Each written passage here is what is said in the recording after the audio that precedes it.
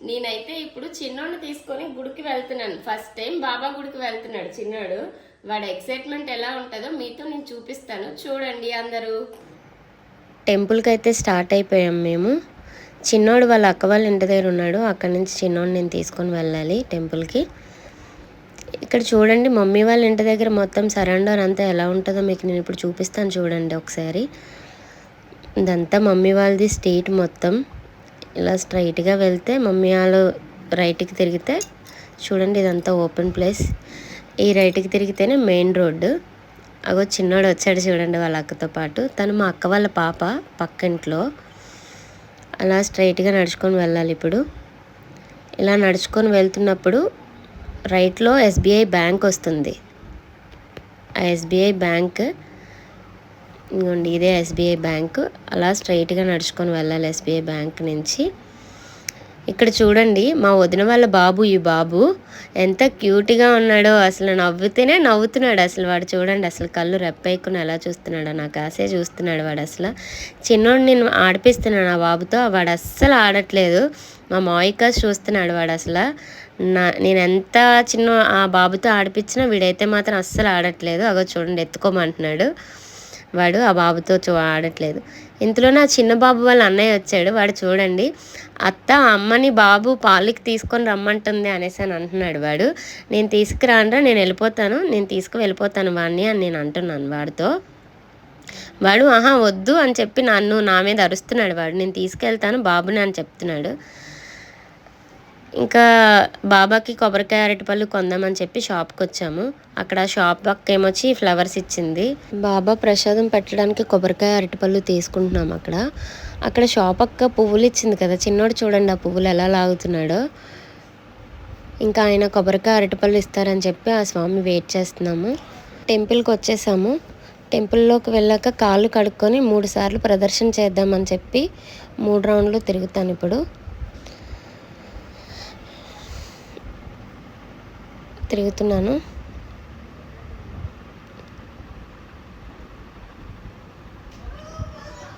నా ముందున ఎవరో చూడండి 101 ప్రదర్శనలు చేస్తానని చెప్పి మొక్కుకున్నారంట బాబాకి.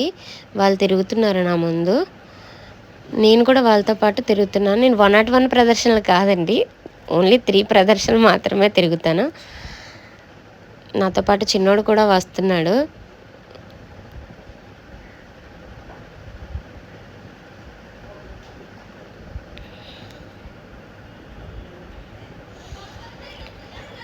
అయిపోయింది, టెంపుల్లోకి వెళ్ళిపోతున్నాను.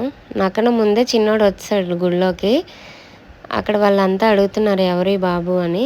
అక్కడ మాది పల్లెటూరు కదండి, అందరూ తెలిసిన వాళ్ళే ఉంటారు. అందుకనే ఆ బాబు ఎవరు బాబు అని అడుగుతున్నారు. మా పాప చెప్తుంది మా పిన్ని వాళ్ళ బాబు ఆ బాబు అని చెప్పింది. నేను ఇంకా టెంపుల్ లోపలికి వెళ్ళాను. పూజ చేసుకుందాం అనుకుంటే వాళ్ళు ఎవరో ఉన్నారు. వాళ్ళు వెళ్ళిపోయాక పూజ చేసుకుందాంలే అని చెప్పి నేను అక్కడ వెయిట్ చేస్తున్నా.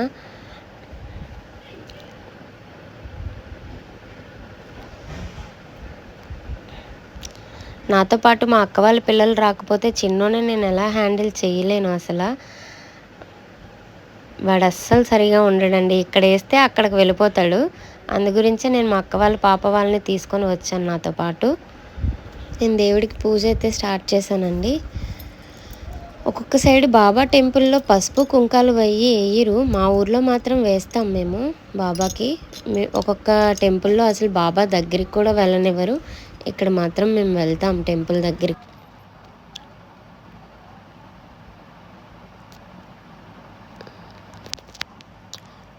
సాయిబాబా కంట చెవులో చెప్తే అనుకున్న కోరికలు నెరవేరుతాయని అంటారు అందరూను.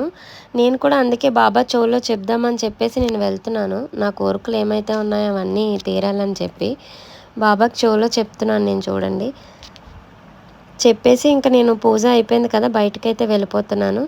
ఆ బయట ఇంకొక చిన్న బాబా ఉంటారు, అలాగే వినాయకుడు సుబ్రహ్మణ్య స్వామి ఉంటారు. వాటికి కూడా పూజ చేద్దామని చెప్పి బయటికి వెళ్తున్నాను నేను. అక్కడ ఆ వినాయకుడికి సుబ్రహ్మణ్య స్వామికి బాబాకి పూజ అయితే చేస్తున్నాను నేను. పూజ చేసేసి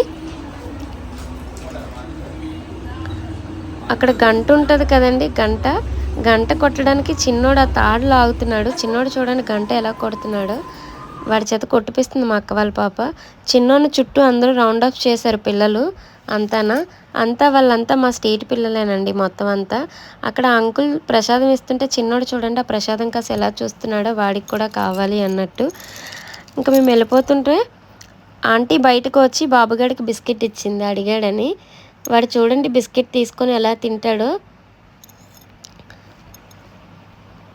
ఆంటీ బ్లెస్సింగ్స్ కూడా ఇస్తున్నారు. ఇంకా మేము ఫైనల్గా ఇంటికైతే వచ్చేసామండి.